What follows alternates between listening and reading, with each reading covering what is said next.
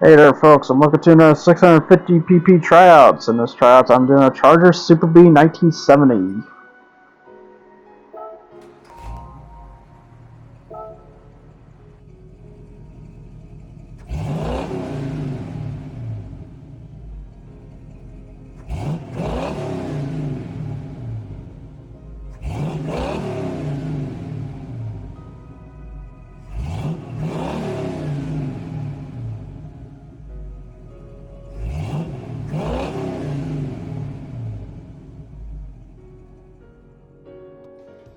So here's the parts you can buy for the Charger SuperBee 1970.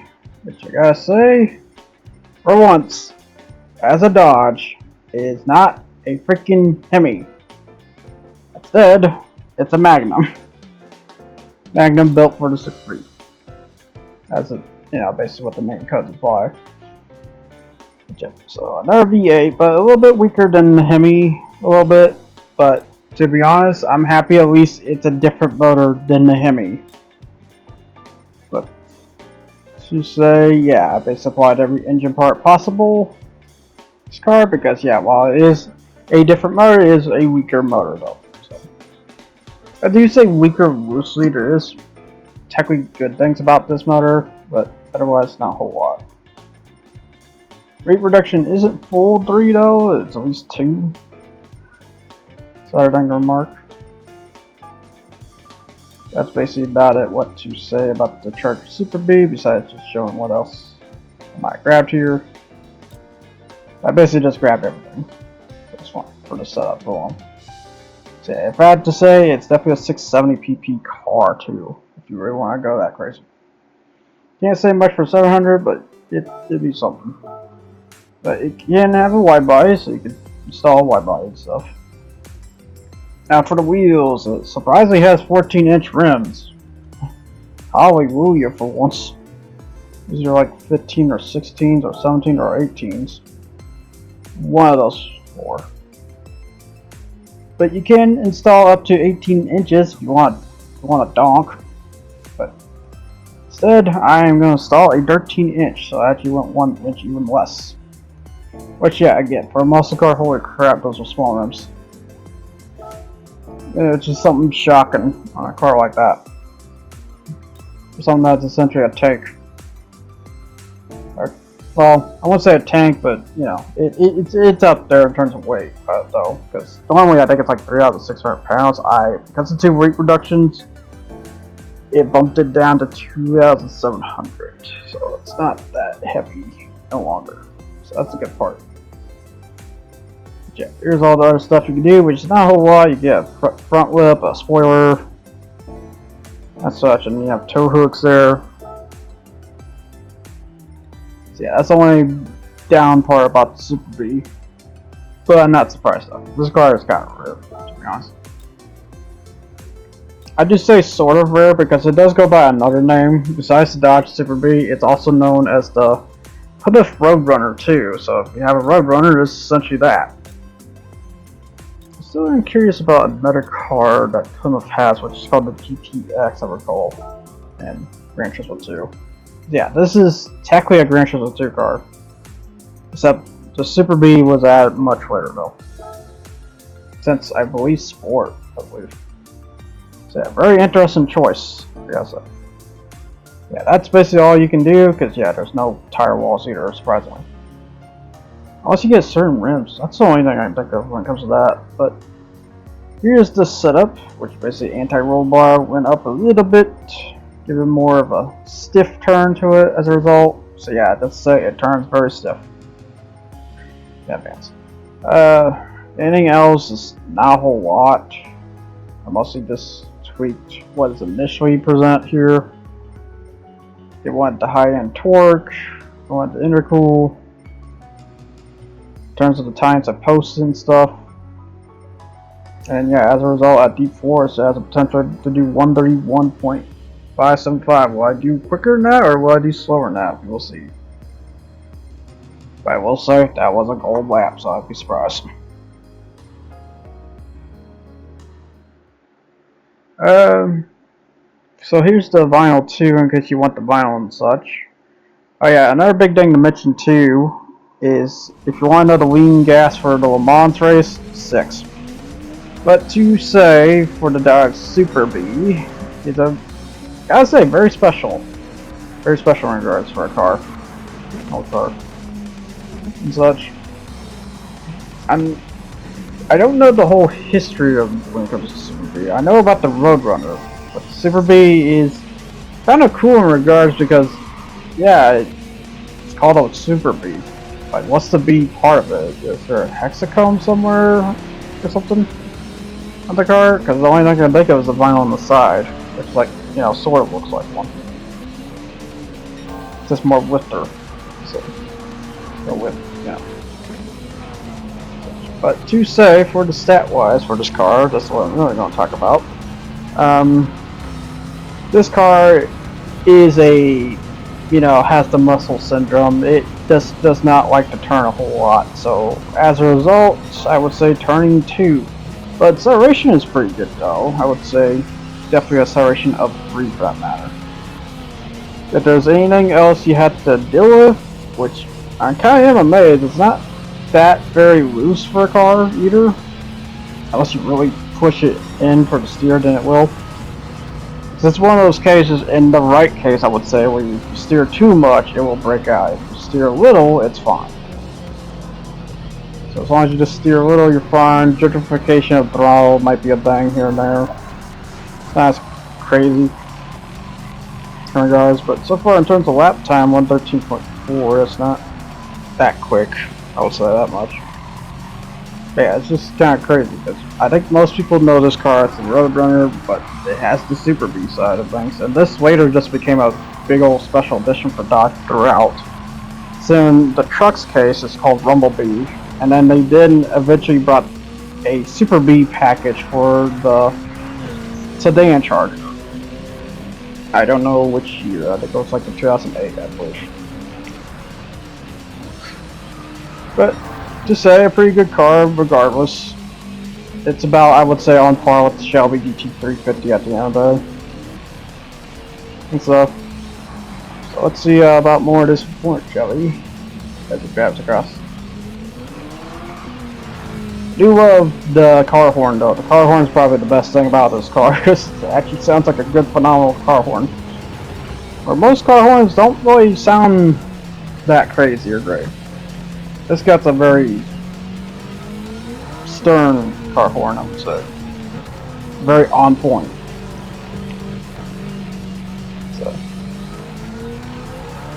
yeah, the Dodge SuperBee is definitely one of those fun muscle cars to drive every now and then. Oh yeah, I guess I mentioned, yeah, it's not into swap, so surprisingly not yet. I could see something crazy, maybe Dodge Viper V10 perhaps. I'm kind of curious what Dodge Viper V10 does to a muscle car, because yeah, I've seen it to a truck, and I've seen it to a coupe. I haven't seen anything to a muscle car yet. So I'm curious, what on earth does that do? I assume not, you know, crazy, but you know, it's there. So the V8's already big enough, so this is a 6.3 liter of a motor. It's huge. It's a big motor, that's why that hood's big. But yeah, if I still have to choose between the Charger and SuperBee though, probably the Charger. Although the SuperBee is nice. It's a very nice vehicle in regards. But then again, I don't know, in some ways, I don't know, I kind of say they're both on par at the end, but I would choose either. I honestly would choose either. Both pretty good in their own right, but so far in terms of time, I see 113.236. Can we get even faster? Server says yes, but how much? On this last turn here, or last, well, not last lap, but this lap, I could do. Which is either like at the beginning, at the middle, or at the end. When it comes to this. Better say, I think at the end of the day, I think this was maybe it. I don't know if it was a NASCAR racer. It was probably a Trans Am racer, to be honest. It's kind of weird. Cause yeah, because this is during the times where car companies could make like utter muscle cars or other sedans and be okay with it and not, you know, oh, it sells like crap, alright, let's get rid of it. Let's say. So this car was okay, it wasn't crazy in terms of its use. But yeah, that's basically it for the lap though. 113.149. Not good enough for 112, but at least good enough to, I dare say, beat the Shelby GT350. Yeah, I'm not going to be surprised it beats the Shelby GT350 because it is kind of better in regards, which I'm not surprised. 1970s. So yeah, that's the interesting part. It was only right after the year, basically.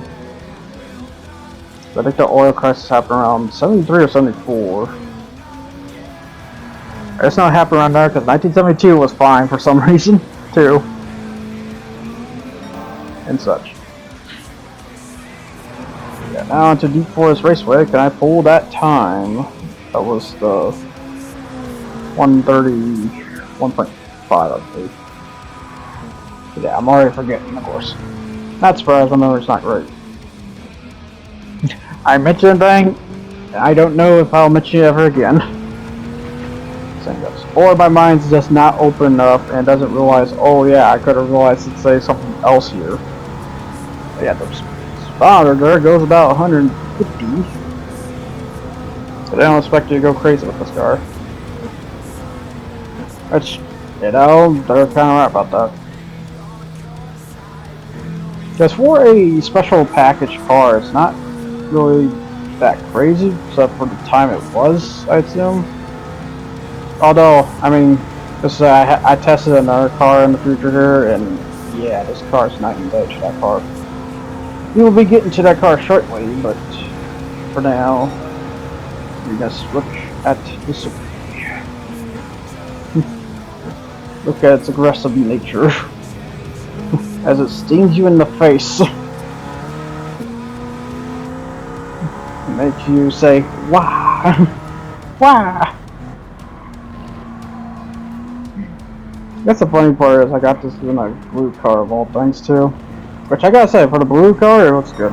This is a very good blue. With the black hood. Or not black hood, but black roofing. Yeah, this is one of those cases where they painted the roofing. You know, I don't think it's not convertible. Might be a pop-off. Might be. So in the way I'm seeing for those grooves there, it's possible. It's probably not. Yeah, this is also one of those cases for muscle cars where it has a big old trunk in the back, too. I think this is technically called a Dodge Coronet, I believe. Normally. But, yeah. The SuperBee is definitely one special package car. And, again, a car I'm surprised that's ever even in Gran Turismo 7. Cause you'd think Gran Turismo 7 would just pick only the very popular ones. This is one of them I just did not expect whatsoever. But I am happy for that reach, you know. It's good to have a special car every now and then. Not something people are gonna know immediately what it is, like a Samba bus or a Jeep or a Hummer, which surprisingly, yeah, we have no Hummer. It does shock me on that. Yeah, on to the best lap for Forest Raceway. SuperBee. Yeah, I'm trying to think like what else could this car be crazy for besides the simplifications and stuff. I mean, I could really roll anything, to be honest, in my notes. It's weird. I'm curious. It's probably not.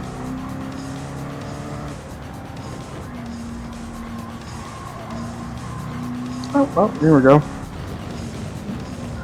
Huh. As I said for notes, it said, oh yeah, okay, so there is this too. Yeah, its identical cousin is basically the phone Roadrunner. And yeah, it's a very sobering car for the muscles, and then it's like one of the funnest muscle cars about. I would say it kind of is. I do know that. That's basically all the notes I know of in terms of looking at it. Besides, you know, the motor that is the 383 Magnum and such. Yeah, now onto the roller coaster bit. But yeah, this car doesn't even have a problem with this either. Unlike the Shelby. The Shelby locks in, this don't. For that. If there's any big problem, you'll have tough steering, that's really about it. Yeah, 131.630, that beats the Shelby, and I got close to the Ferrari, I will say. Now onto Mount Panorama, which its speed is interesting, I'll say that much, because for its miles per hour, is, I would say, I think it hits about 190. It just one of those cars where it hits a point and then it just stays there. It's just like, yeah, I would say about 190, so definitely a 4-star in terms of speed. Oh yeah, I guess the other thing I mentioned when I hit the D-Force Raceway there, it's maneuverability. I would say 2 because it's one of those cars that it's just narrow driving. You steer too much, it's gonna break loose on certain corners, or just be careful of gaps and stuff, or deep gaps. Other track. Otherwise, this thing moves like no business, basically. Yeah, looking nice with it. Yeah, the SuperBee vinyl is very interesting because there's like so many versions of the Bees. So then someone already added like the newer Charger B1 too. That good Lord. Which I believe it goes by the Scat Pack or something like that too. But that could be a whole different logo too. But from what I've seen, like one of the Bees were called Scat Packs. But yeah, it makes me wonder if we're gonna get the new Charger. I'd be surprised. Then again, because the problem about Dodge recently is its electric Charger just went out the door, basically. People tried it and they were not impressed, so therefore Dodge just going back to the V8 as they usually do. After being so woke about it for some reason. I don't even understand that. That was the biggest weirdest thing. Period. Hey, I guess the steering wheel's kind of crazy too. It has like a 2-layer going on there. In case you didn't grab it there, you can grab it there too. So this is a big steering wheel. That's just how cars were back then. They're like steering halls for your boat car. Although that's not the biggest and that's not the craziest, so luckily. It is above average size nowadays. Nowadays it's like simple steering wheel size. It's not that big. I just know some cars had literally steering halls in terms of size. I would say. Or if not, like 2/3 close. Nowadays, I would say 1/3 of a steering wheel. 1/3 or the 1/8, I would say. It's like close there. Yeah, now onto here. Straight through. Yeah, even through this track, it has a comfortable time. I guess so. Not such. It's a very simple, fun muscle car you can just drive up and drive right through the. I will say, of course, the bigger thing I will say to always get for upgrade, get the Richard upgrade because it's an old car and these old cars will go out of control at high speeds. Although, with the better transmission too, because I will say, always get the transmission too. If you're ever going to even try to utilize the 400 horsepower, it has. So yeah, it initially has like 400 horsepower. But yeah, even at a lesser motor to the Hemi, it still has a good amount of horsepower. I guess so. Get on to the final turn here for this one, and off to the best lap. Yeah, its best lap is pretty good, I guess. So yeah, even just here though, it's pretty good too. I mean, 212.9, which I believe this is one of the cases I think it might beat the Ferrari here. Let's see here real quick. Listen, guys. Yeah, I should mention times every now and then. Just to prove my point. This thing goes.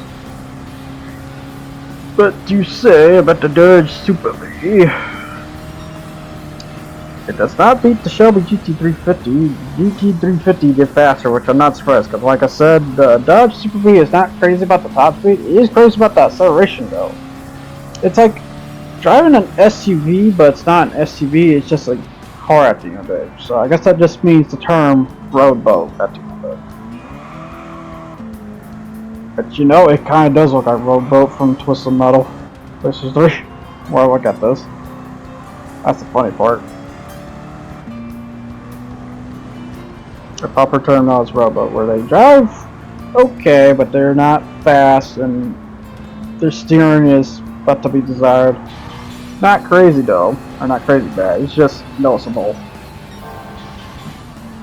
when you do drive this. So it hits the fine lines. It's like a. I was gonna say the Grand Theft Auto name of the car. I know it's not that though for me. Or the actual car name of it, but I'm just gonna say the Albany Imperial. Look at that go. Well, it looks good. It drives, you know, decent. As such. Okay, here we go on the big old straightaway. Yeah, like I said, speed wise, not so bad. 170. But yeah, if you want to know by fuel usage though, too, it's 2 laps. Once again. Very tight too, I will say, not 2 laps, so we could bump that. The other thing to mention, yeah, lean 6.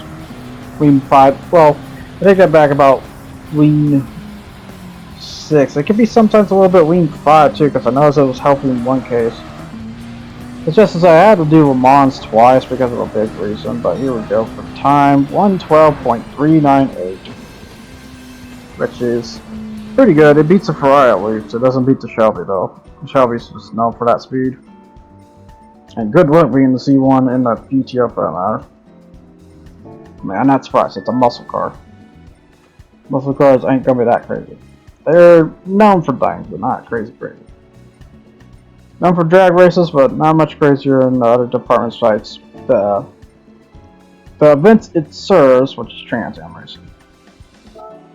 So Laguna Seca is one of these tracks for these cars. But to say though, you can basically do American FR Challenge 550, American Challenge, or I don't know why I'm saying Challenge, but American Sunday Cup 600. Well, that American one is Challenge because it's FR.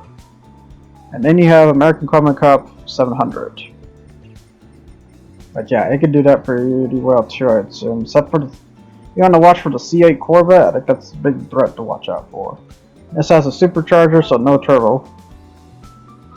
In other words, you can do the World Touring Cars 700, of course.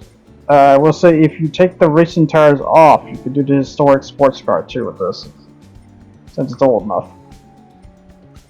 I believe it's like 1989 for that, since now I'm memorizing enough for that. Yeah, you can do that with sports tires.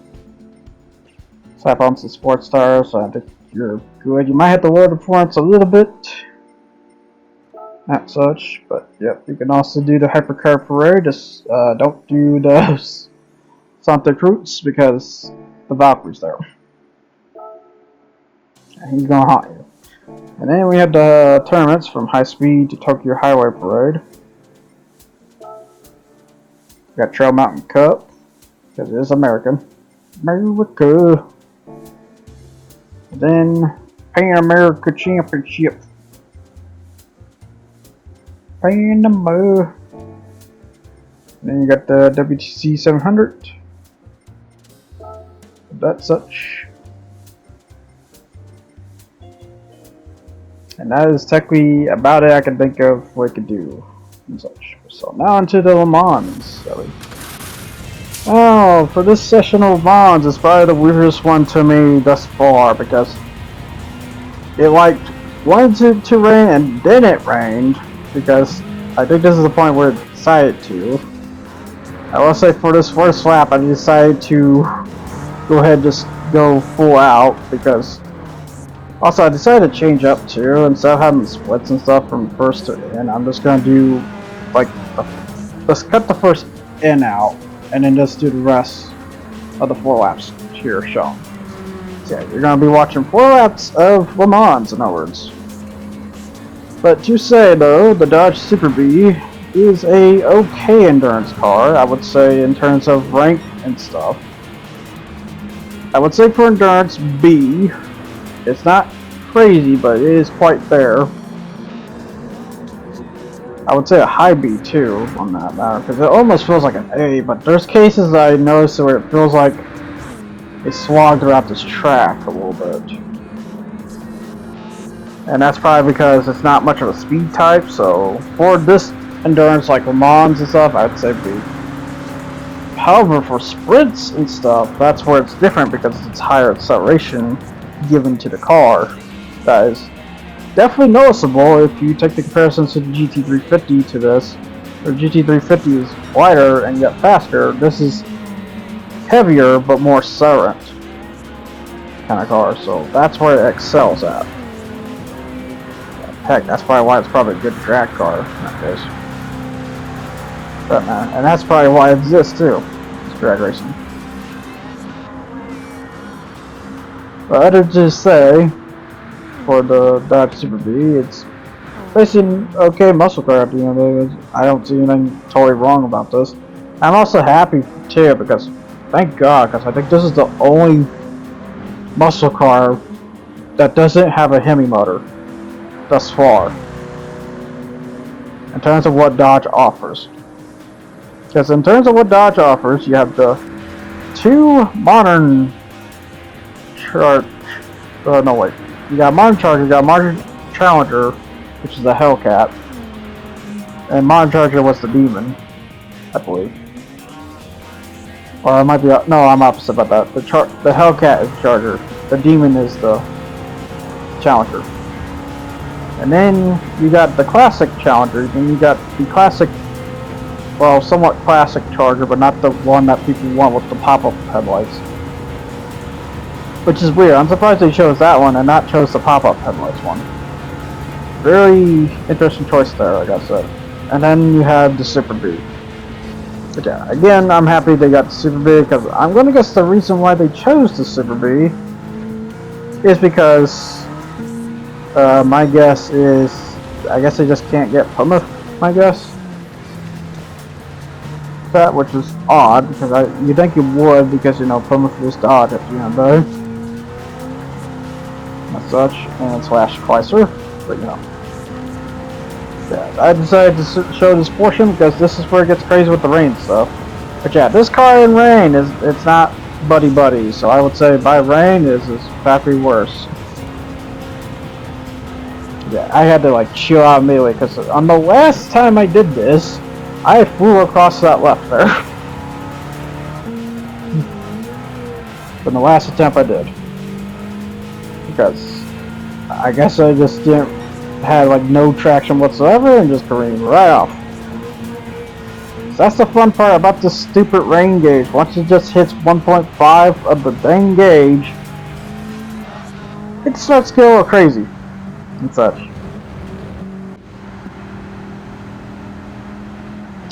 But yeah, I got the Viper chasing after me, which is kind of funny to be honest, because like Dodge versus Dodge. We had the classic Dodge versus a Dodge of nowadays, somewhat. Because the Viper's been gone for a good couple of years now, but they have plans to bring it back and change it to a V8, which would be interesting. A Hemi Viper, think about it. That would be crazy. They had plans, but I'm not sure if the plans are still there. And then the Corvette, or Chevy, just introduced, well, was technically called Zora, but it's ZR1X experiment. So I'm gonna guess like ZR1, but it's an experiment model because it also has the hybrid of the E-Ray Corvette. And they just recently showed that, which that thing was crazy. And yep, they're doing Nürburgring times with that, which I'm not surprised. It's a hypercar. Can it beat the Xiaomi? Because yeah, I saw that in the news feed of Gran Turismo. They are collaborating with Xiaomi, which is crazy. I out of all the choices, but because I'm not trying to be rude or anything, but I heard China's a bit of a, you know, sorry. So it's kind of shocking to know that Xiaomi's got attention by none other but Gran Turismo. However, they just recently made the fastest time around Nürburgring with their car, so I can't really give two shits to them at the end of the. Yeah, just looking at these contenders here, but yeah, they fueled up, they didn't bother getting wet tires, so they're gonna just sit there. Although the Corvette played smart, you just need to get by him though, but you can't when you can't lap cut, or you can't lane cut during pit lanes. Although I don't even know if that has that rule set on or not in this race. Gotta recheck the rules sometimes. But yeah, it's just kind of shocking on some of the news out there in terms of anymore. Yeah, I just look at the rest of this race here and such. So yeah, this rain was a pain in the butt, I gotta say, because I did the first attempt, lost 15 minutes, and now this is the second attempt. Because yeah, I was gonna run through this track with just racing hards, but no, this car will panic easily without it. Because yeah, here's the other big thing to mention about the SuperBee. Its tire wear has a curious problem, I gotta say, because the fronts burn quicker than the rears burn, which is really weird. But of course, that's the same goes to fix that. You need to change the camber where there's not a whole lot of grip in the front. Just put more of the grip in the back. Although I will say that will alter how your car's gonna steer through corners and stuff. So nope, it won't be that crazy unless you put it at high numbers, where it could affect it poorly. It just really depends. Just go up a little bit, test. Go up a little bit, test, until you think you hit a threshold. And there's other numbers you just didn't try or didn't hit. You might want to try those too, just in case. That's the same goes. That's just tune up 101, like I said. And yeah, it does take a lot of time. Take a good amount of time on such. In those cases, it could be just 4 hours, or just cases it could be like 8 hours, because the car decided to get, you know, irritated on and such. There goes in the crowd, so got the Mustang and Alpha 8C. So yeah, very interesting race so far. Except for like the end of the pack, where you just see the M4 just casually driving at this point. I feel so bad about this guy. But yeah, as you can see on my M tires though, the fronts are already burned like crazy on that. Now, would I say go do another lap? I would, but I decided to say, yeah, you know what,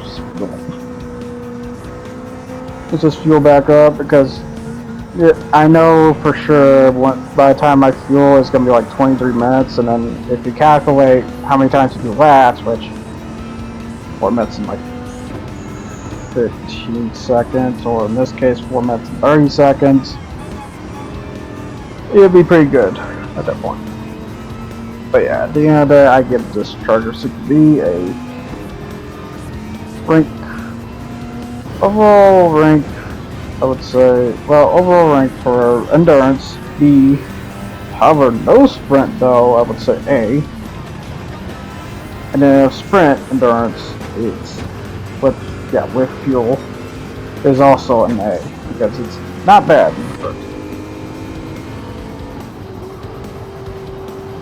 Yeah.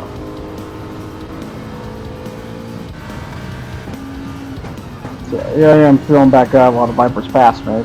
Luckily he has M tires though, so he's gonna be worn out. So how fast they burn their tires too, in regards. However, they're AI, so they can control that very well. Absurdly well sometimes. But sometimes I'll just straight up just panic though, just pretend. Boy, does it feel like a pretend moment. So, yeah, the RCS fronts are definitely burning like big time though. The half tires there. Yeah, just showing the gauges though at this point. Half tires too there. Yeah, when you have, once you have like one set of the tires bald, it gets pretty bad. Because not only you can't really turn well, but your other set of tires will start burning up quicker too.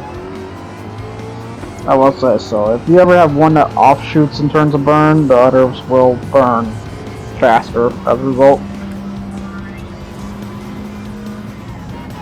Yeah, it's just shocking for this car's case, the front tires burn. And those burn. Usually it's the back.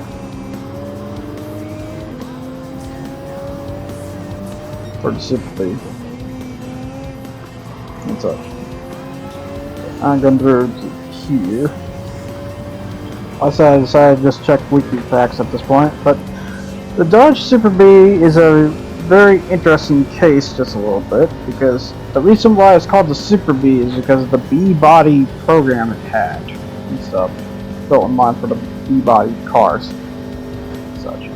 The other special thing that's special about this SuperBee, I would say 1969 and 1970, it had the Ram Charger front bumper. That's why that front bumper looks like that. It's a special bumper made in mind for better airflow apparently. But and then the other thing about the Dodge SuperBee is that it's apparently a budget-friendly take on the Charger too, on top of it, which I kind of see that because of its motor at the end of the day, which is 335 horsepower. But yeah, it's not, like I said, not a crazy motor, but you get you there at the end of it. It's basically a fun, sporty package. It's like think of the GT86 and the GR86.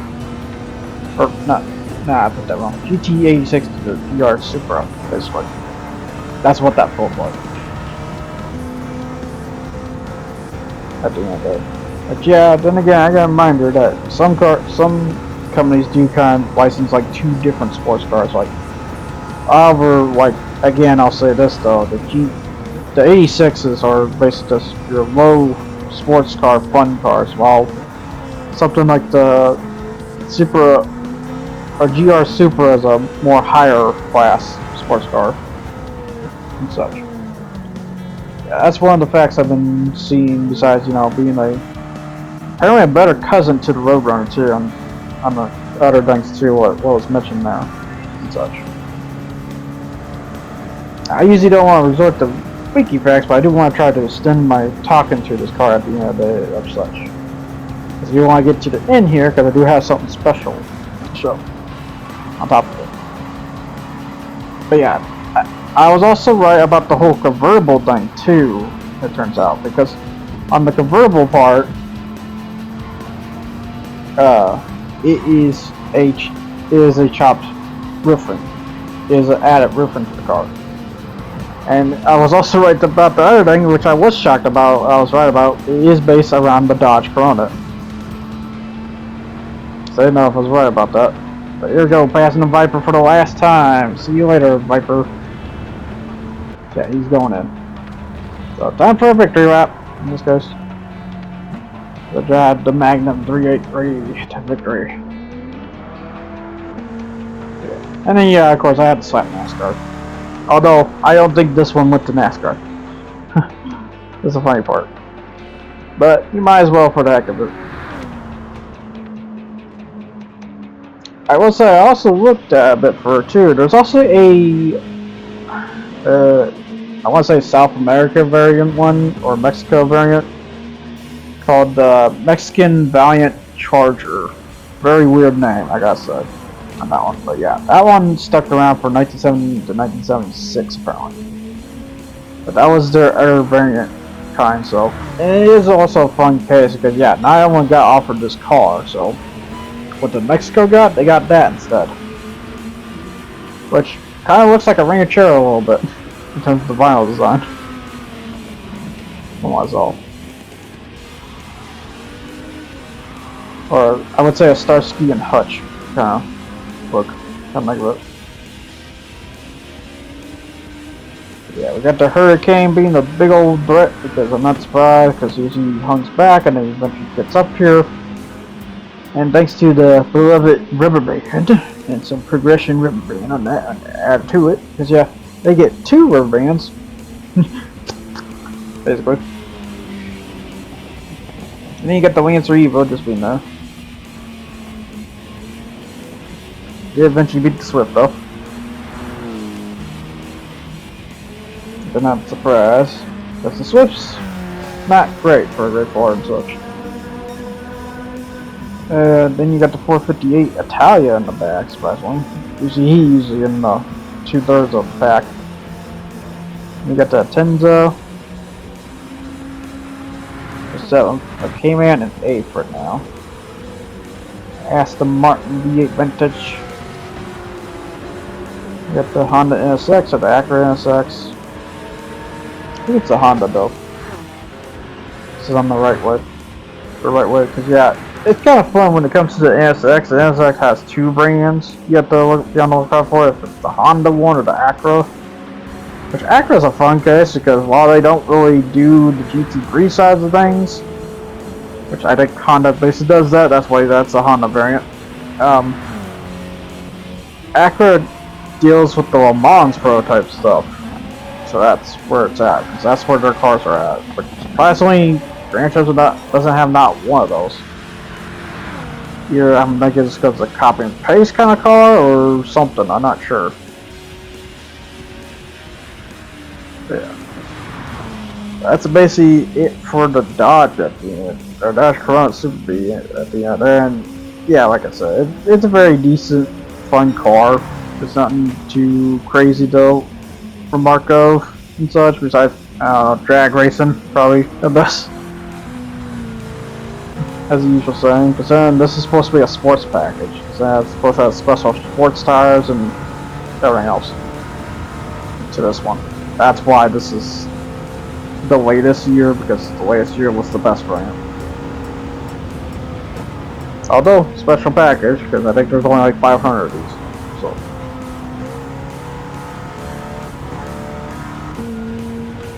When I say so, I mean less or plus. I know.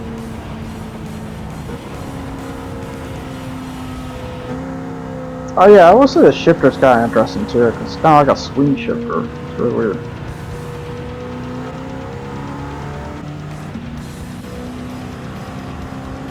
But hopefully everyone likes the vinyl too, because I just have like something Yee style, so I just want a Yee style. Yodie. Probably should have applied more, but that's all I can technically think of to add to this car at the end of. Yep, there we go. Victory for the SuperBee. Now to mention what the special thing is here at the end here. And that is a new Tryouts. Welcome to the 600 SP Tryouts. What this 600 SP Tryouts is basically me driving the Grade 4 race cars in the WTC 600 Endurance race at Tokyo Expressway Counter East-wise or West. It's one of the sides. But yeah, this is what I'm going to be showing next time, people. I'll be showing the introduction of the 600 SP. SP is basically special. But yeah. Basically, I'm going to be doing Grade 4 cars in the future. So I'll see you guys all next time. You guys take care. I hope you enjoy. And I hope to see you for the next future episode. Until then, take care and ciao.